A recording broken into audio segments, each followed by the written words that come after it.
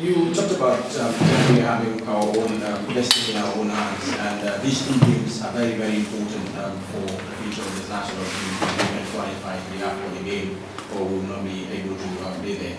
But before this game against Comoros, in which it will be a home game for the Gambia, there has been a lot of excitement from the fans and even the players that there is a possibility that we might play at home. Now that it didn't happen, approaching these two games with the right mentality is key for us to get results. As a coach and your backroom staff, how much work will you put in to ensure that you get the players to be in the right frame of mind to approach these games despite they're going to play away from home?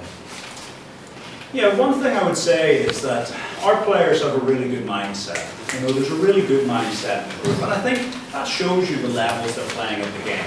Like, I know when people watch on the TV, they think, oh, playing in the Premier League or Serie A or the Champions League or the Turkish League. You know, our guys aren't playing in small leagues.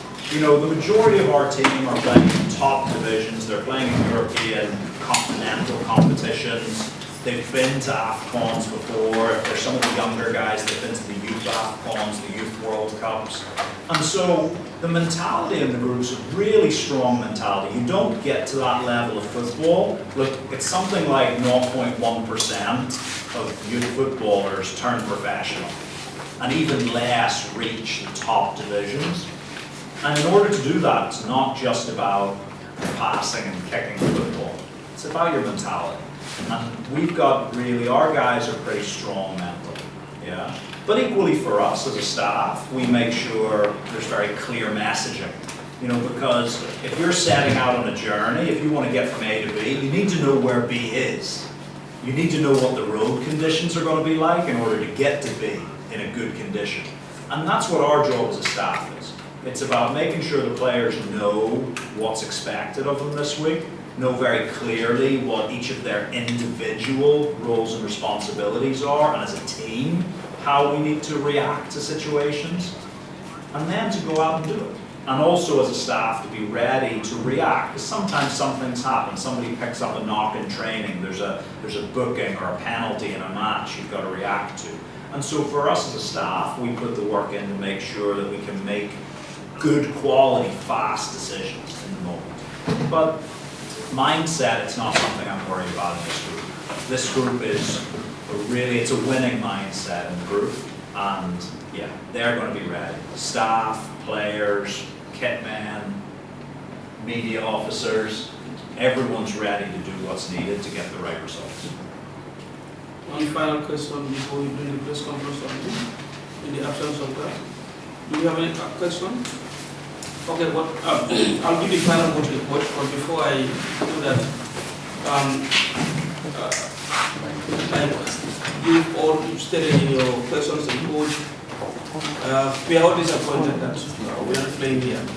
And if that is the case, we all know the constraints that the various media houses have in terms of sending personnel to cover these matches. But then the GFF media will be there as usual. We started this the last camp. You can make best use of that. If you want to ask coach some questions, you can send the questions to the GFF media team, and we will try as much as we can, you know, to ask them some of the questions whenever the opportunity arises. I think this will help in trying to bridge that gap, since the mainstream media would have the opportunity to be there. That's what I wanted to say. Please, we'll try our best as we can, so that once we are interviewing the coach, pre or post match, we ask him some of these questions that we can. On that note, coach, you have the final word. I know they have missed their chance now to ask another question, but then No, I think there's not a lot really you said. Questions were very detailed. I hope you got the answers that you were hoping to get, or at least were understandable. And yeah, we're going to go out. We know the job that needs to be done. We're going to be giving it our best to make sure that we return to the African Cup of Nations in Morocco. And hopefully in 2 weeks' time, we'll all have big smiles on our faces. Inshallah. All right, thank you everyone. So, like I said, let's just stay behind for the presentation. We just went on.